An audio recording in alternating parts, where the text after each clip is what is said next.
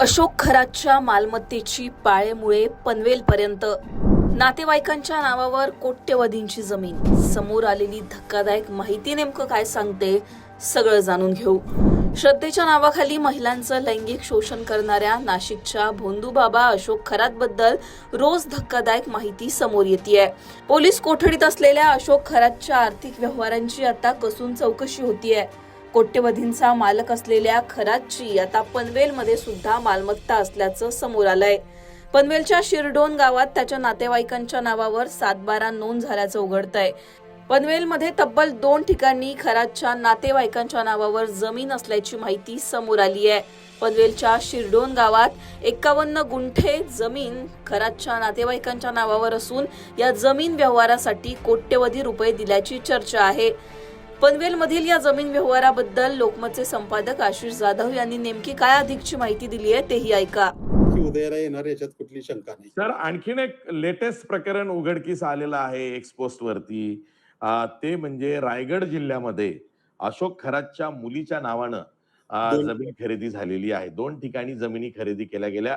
पनवेल तालुका जिल्हा रायगड इथलं मौजे शिरडोन इथं एक जमीन जी काही गुंठ्यांची विकत घेतली गेली ती 60 लाख रुपयांना विकत घेतली गेली आणि दुसरी जमीन जी आहे ती जवळजवळ 25 लाख रुपयांना विकत घेतली गेलेली आहे आणि ती जमीन ही मे 2025 मध्ये घेतली गेलेली। म्हणजे गेल्या वर्षी हा कारनामा अशोक खरातनं रायगड जिल्ह्यात मुलीच्या नावे 2 जमिनी घेऊन केलेला आहे।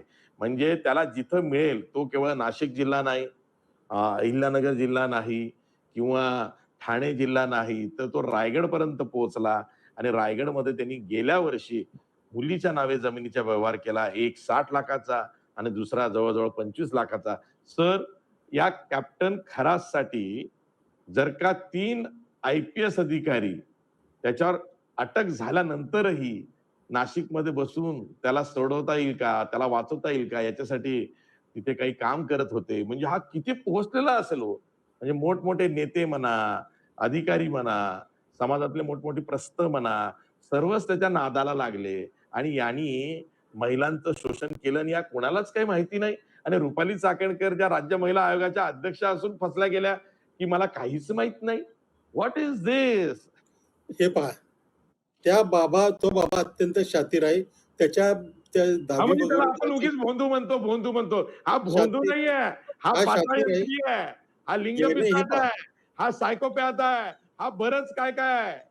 हा याच्यातला एक मुद्दा आहे की त्याने त्याच्या मला अजून मगाशी मी तुम्हाला प्रश्न विचारला, शिवनिका आणि ओकसचा मला अर्थ अजून डिक्शनरी मध्ये तसा व्यवस्थित सापडलेला नाहीये। परंतु त्याने सगळं जे काही केलंय ते अत्यंत विचारपूर्वक केलंय, मूर्खपणे केलेलं आहे। शिवनिका गोष्टीला, ट्रस्टला संस्थान म्हणतो। तो संस्थान निर्माण करण्याच्या मागे लागला होता आणि तो या सगळ्यांना वापरून घेत होता आणि हे सगळे लोक त्याला मदत करत, म्हणजे जेफ्री एप्स्टीननी अमेरिकेत। दरम्यान पनवेलमधील स्थानिक गावकऱ्यांनी खरातच्या या जमीन व्यवहाराबद्दल नेमकं काय सांगितलं तेही पहा। मी स्थानिक इथला रहिवासी आहे, शिरडोन गावातला। आपण आता रायगड जिल्ह्यातील शिरडोन गावामध्ये आपण आता उभे आहात आणि या एरियामध्ये त्यांची 51 गुंठा त्यांची जागा आहे, बरोबर आहे। तर आजचे जरी रेट आपण जर बघितले तरी 10-12 लाख रुपये गुंठा चालू आहे त्या हिशोबाने। आणि इथले जो डेव्हलपमेंट म्हणजे इथून 8-10 किलोमीटरवरती नवीन मुंबई विमानतळ आहे या हिशोबाने आणि इथे डेव्हलपमेंट जोरात चालू आहे। तर आज त्यांची प्रॉपर्टी करोडाची आहे आणि ही पहिले घेतलेली जागा आहे। आता ही कशी घेतलेली आहे ती त्यांनाच माहिती, पण त्यांनी इथपर्यंत प्रॉपर्ट्या घेतल्या कशा, हा आज आम्हाला देखील प्रश्न पडलेला आहे।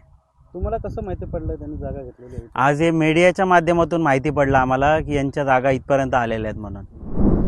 त्यामुळे खरातच्या मुलीच्या नावावर असलेल्या या जमिनीच्या व्यवहाराची पोलीस कसून चौकशी करतीलच, पण दिवसेंदिवस समोर येत असलेल्या तक्रारी, खरातचे जमिनीचे व्यवहार पाहता, त्याची कोट्यवधींची मालमत्ता पाहता, खरातची पाळंमुळं कुठपर्यंत पोहोचलेली आहेत, खरातचे पाय नेमके किती खोलात होते याची प्रचिती होते। या खरातवर पुढे जाऊन काय कारवाई होते हे येणारा काळच ठरवेल। सध्या अशोक खरात हा पोलीस कोठडीमध्ये आहे आणि 5 दिवसांची पोलीस कोठडी त्याला पुन्हा एकदा सुनावण्यात आली आहे। त्यामुळे या अशोक खरातमुळे अख्ख्या महाराष्ट्रात वातावरण तापलेलं असताना रोज त्याच्याबद्दल धक्कादायक गोष्टी समोर येतात। तुम्हाला याबद्दल काय वाटतं? तुमची याबद्दलची मतं कमेंटमध्ये सांगा. लोकमतला सबस्क्राईब केलं नसेल तर सबस्क्राईब करायला विसरू नका.